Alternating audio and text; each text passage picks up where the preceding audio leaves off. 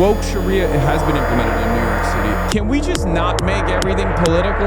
That's it. Fuck it. I'm voting for the Knicks for governor. I don't even know anymore. Behave, white boy. You are not supposed to be here right now. Say the Shahada right now. And he does a land acknowledgement right there. He says, we're on stolen Lenape land. Like, you better take your hands off me. What if there was a hypothetical that either Americans don't get free healthcare, which they don't deserve, or you adopt me? Great hypothetical. Speaking of which, though, look at this fucking speech, bro. He gave an 8-minute speech and it was a banger, okay? Here's Mamdani's entire speech at the Knicks parade, which is easily the best speech I've ever heard in an event of this sort. This man is literally fucking socialism pilling every single liberal, piece by piece. I have my criticisms of him from time to time, but god damn it, dude, he is literally like, he has become, as long as he maintains his role as like a movement guy, as long as that shine is still obviously on not just the guy, but instead the movement, which is, you know, obviously our goal here. Everyone plays a role. That's what I need people to understand. I play my role. You play your role. Zohran plays his role. Everyone plays a role. This is not about one person.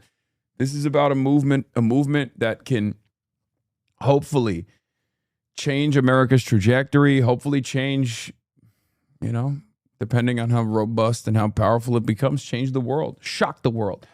My fellow New Yorkers, for 53 long years we have watched and we have waited. We have watched from nosebleeds and through gritted teeth, on televisions in the windows of electronic stores, and from projectors balanced on fire escapes. We have watched alone in our apartments with our heads in our hands, shoulder to shoulder at bars where the signal flickers, alongside friends and family who we wish more than anything could be here today, sharing this moment. For 53 long years, we have watched the Knicks. I heard MAGA Mitch is no longer MAGA. He's a MAGA communist after this. That's what I heard. MAGA Mitch has decided he's actually a MAGA communist. It's happening. The alliance is taking shape, folks. And we have waited. We waited as the memory of Willis Reed winning the championship on one leg grew fainter and fainter. We waited as Clyde came up clutch again and again. As John Starks dunked on Jordan and Patrick Ewing dunked on the Pacers. As Bernard King scored 60. As Charles Oakley pulled every rebound within reach. As Spike got in Reggie Miller's face. As Allen Houston put up a shot against Miami that hung in the air for an eternity.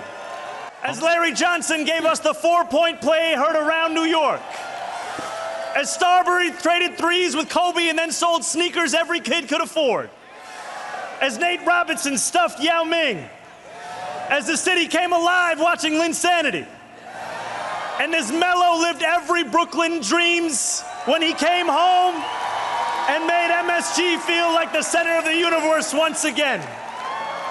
We waited without ever knowing if this day would come, and we waited because we knew. Yeah, Melo's done now, okay? It's Brunson time. Deep down in our sick, suffering hearts that it would.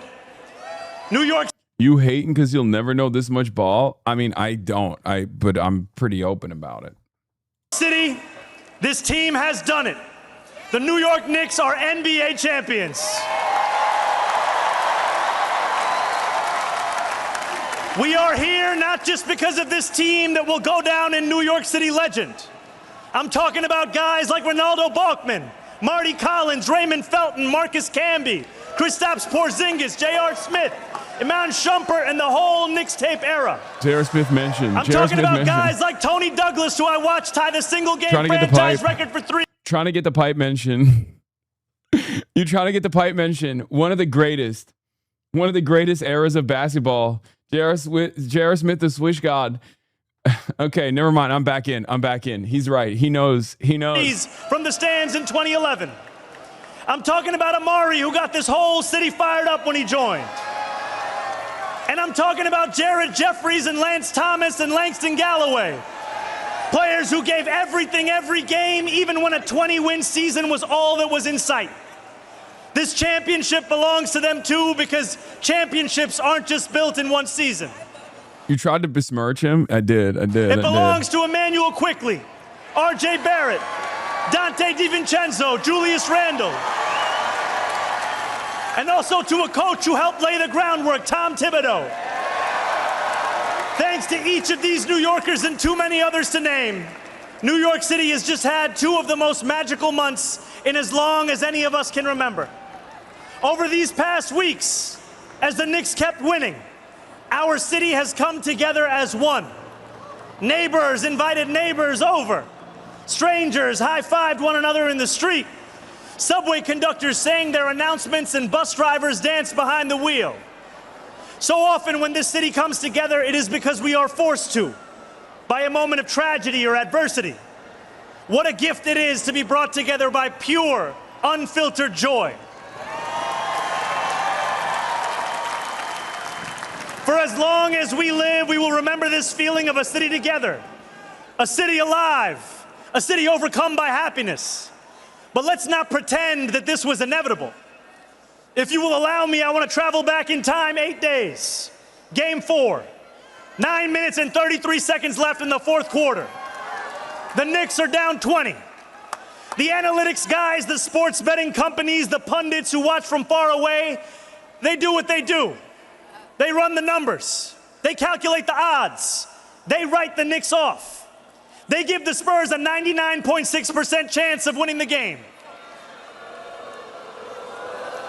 A 99.6% chance of tying up the series 2-2, of reclaiming the momentum with the next game in San Antonio. A 99.6% chance of silencing the Garden, of another year of watching and waiting. But there is one thing that the pundits just don't get about this team, that they just don't get about this city. It is in that 0.4% that we go to work. He's a numbers guy. He's a numbers guy. He crushed the numbers. I know you like the number. And the Jalen Brunson, the same guy that so many said was too small, proves that not only is he good enough, he is the new standard for greatness. It is in that 0.4% that OG Anunoby watches the ball float from the top of the arc and start running toward the basket, fingers reaching towards the heavens. It is in that 0.4% that Karl Anthony Towns finds the strength to mourn his mother and still pull in rebound after rebound, make block after block. It is in that point. Bro, this is a wild speech. I mean, it's very good, but it's also insane because it's literally like a rally speech, but specifically about the New York Knicks in the finals and the history of the Knicks as well. He's doing a campaign speech going hard in the paint. Like 0.4% that Jose Alvarado shows every bro. Kid growing up in public housing that a son of Brooklyn and Queens can win for every one of the 5 boroughs.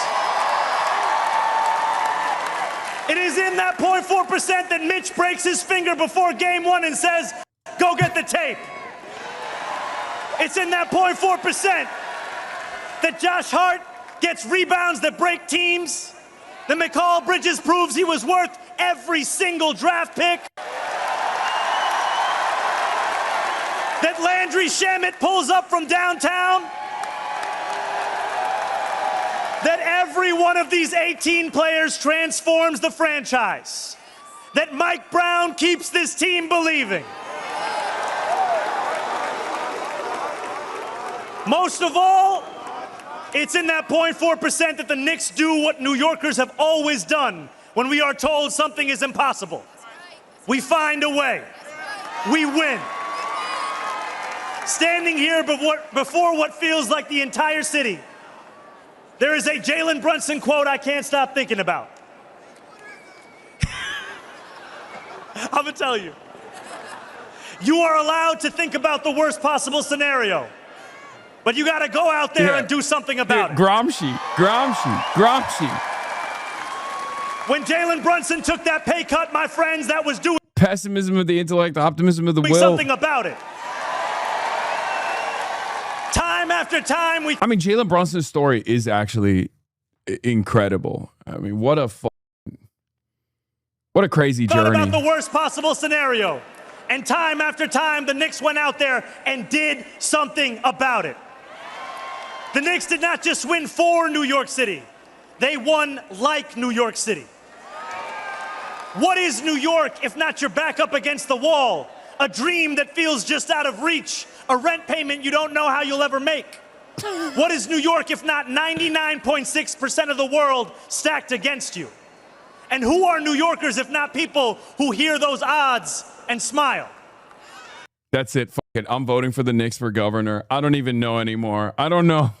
I'm illegally voting for Jalen Brunson. I'm doing a write-in campaign for Jalen Brunson for a New York governor. I don't even know. I'm confused about the orders here. I'm just fucking fired up. I don't even live here. I don't know what's going on. Who look at a 0.4% chance of success and ask, why are you giving me a head start? This is our city. This is our team. For 53 years we watched. For 53 years we waited. Now we've won.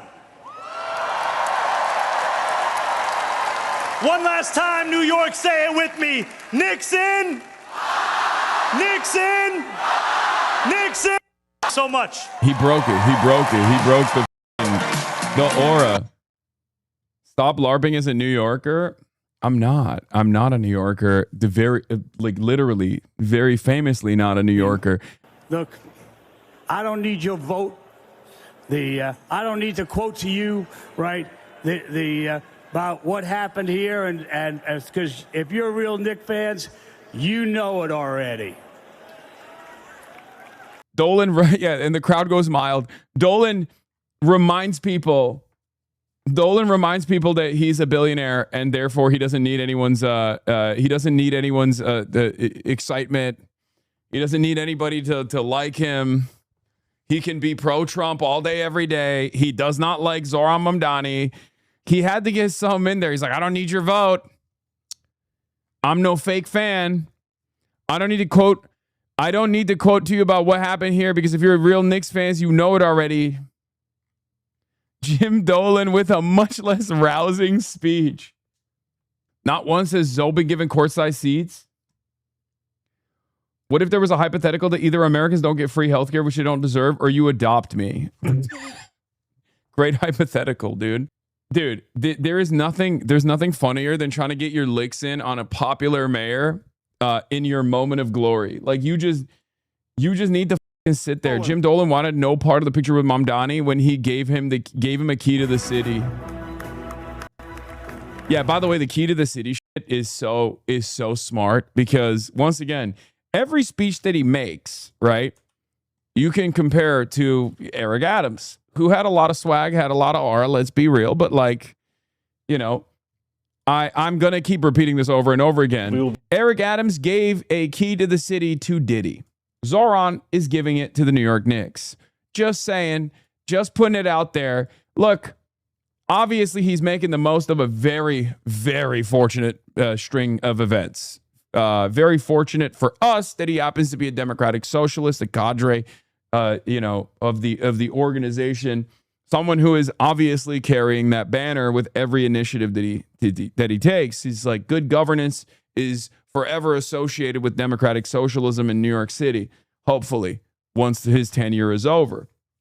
And the same goes for this wave of insurgent candidates that will hopefully do their very best to govern just as well. This is the key to the city that we will be presenting to each of the players, and it is the first key that our administration is giving out since it's been only 6 months, and it is designed by Azra Khalfan. It is manufactured by him, designed by Anish Bhupati, and the typography of the key is actually designed by Tobias Freer-Jones, who designed the typography of the 9/11 Museum, NYU, a lot of the kind of iconic typefaces in our city. It's really elegant. And we're so honored that he did this. And you put in the order months ago? That was very brave of you. You gotta plan. You gotta be be ready. As a fan, you never want to talk about it, but as the mayor, you got to be ready. Well, you were prepared. Thank you for stopping by on your winter parade. Enjoy. I wish the city keys could open any lock in the city. That would be insane. What the hell does the key do? It's just symbolic. It's just a symbolic thing that mayors do historically. They give a key to the city to people that they're honoring. Let's see what James Dolan did, though, with Zohran, giving him a key. Quentin Dolan. God damn, dude. He's just like, fuck you. Buddy. What is this? Just fucking be nice. Just make nice. He's over here smiling at you. Didn't even look for the photo. It's just so funny, man. Not even barely a handshake. He's just like, fuck off. I'm just here. Give me the key and move on. It's real bozo behavior. Like, we get it, dude. You fucking like Trump, okay? We get it. You're a billionaire. You hate democratic socialism. You hate Zohran. Like, this is one of those moments where I'm like, can we just not make everything political? You know what I mean? This is one of those moments where it's like, you don't have to make everything political, big dog. Donald Trump is smarter on shit like this than James Dolan is. Donald Trump would never in a million years behave in the same petty ways in a situation like this, because he understands, like, there are moments where he'll be petty. He is the pettiest man on the planet. He's petty white, right? But there are certain moments where he knows, like, the situation is larger than him.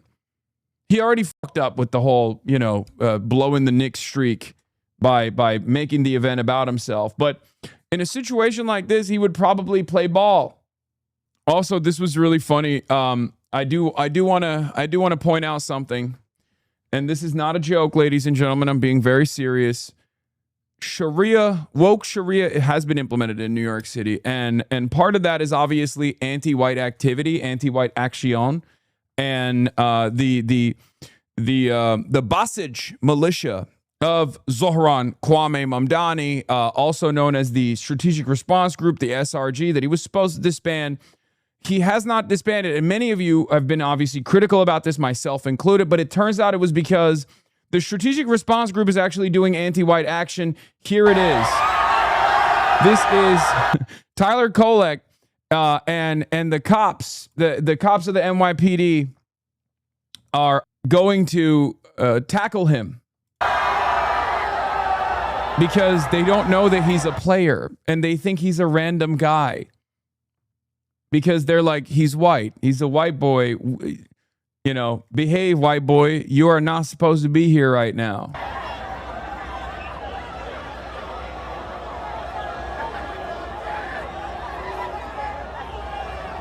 That's so funny.